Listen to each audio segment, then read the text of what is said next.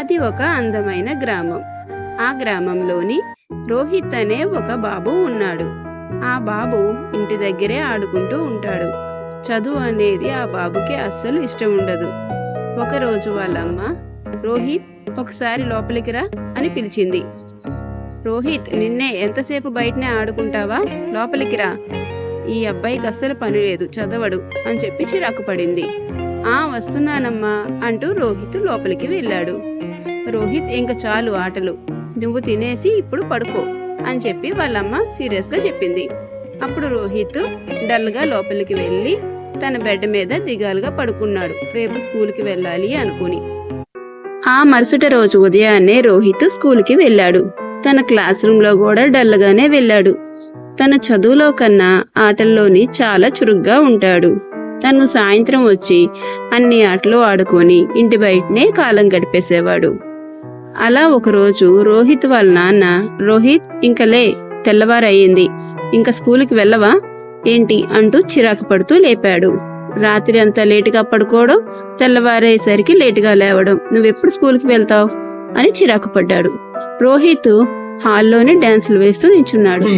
అబ్బా, ఈ అబ్బాయికి ఎన్నిసార్లు చెప్పినా ఇంతే. రోహిత్, నువ్వు స్కూల్కి టైం అవుతుంది, వెళ్ళాలి అని వాళ్ళ నాన్న అన్నాడు. కానీ రోహిత్కి అస్సలు ఇష్టం లేదు స్కూల్కి వెళ్ళడం. నాకు స్కూల్కి వెళ్ళడం అంటే ఇష్టం లేదు నాన్న, నేను ఇంట్లోనే ఉంటాను, నేను ఇంట్లోనే ఆడుకుంటాను అని రోహిత్ అన్నాడు. ఆ అబ్బాయి అలా ఉండడంతో వాళ్ళ అమ్మా నాన్నకి ఏం చేయాలో అర్థం కాలేదు. రోహిత్ ఇలాగా ఆడుకుంటూ అప్పుడప్పుడు మధ్య మధ్యలో స్కూల్కి వెళ్తూ ఇలా కాలం గడుపుతుండగా ఒకరోజు బయట ఆడుకుంటున్న రోహిత్కి ఒక డాగీ కనిపించింది. దాని కాలికి బాగా దెబ్బ తగిలింది. అది చాలా బాధపడుతూ ఒక దగ్గర కూర్చుంది. రోహిత్, అయ్యో పాపం, ఈ డాగీకి దెబ్బ తగిలిందే, ఎలా, ఇప్పుడేం చెయ్యాలి అని ఆలోచించాడు. అప్పుడు రోహిత్కి డాక్టర్ గుర్తొచ్చారు. దీన్ని ఇప్పుడు డాక్టర్ దగ్గరికి తీసుకువెళ్ళి దీన్ని దెబ్బ తగ్గించాలి అని అనుకున్నాడు. అప్పుడు రోహిత్ ఆ డాగీని హాస్పిటల్కి తీసుకువెళ్ళాడు. హాస్పిటల్లోని కూర్చోబెట్టి ఎంతసేపు చూసినా డాక్టర్ రాలేదు. చాలాసేపటికి రోహిత్ అక్కడే ఉన్నాడు, కానీ డాక్టర్ రాలేదు. రోహిత్కి చాలా బాధగా ఉంది, కానీ డాక్టర్ రాలేదు. ఈలోపు ఒక పెద్ద ఆయన అక్కడికి వచ్చారు. రోహిత్, ఏమైంది అని అడిగారు.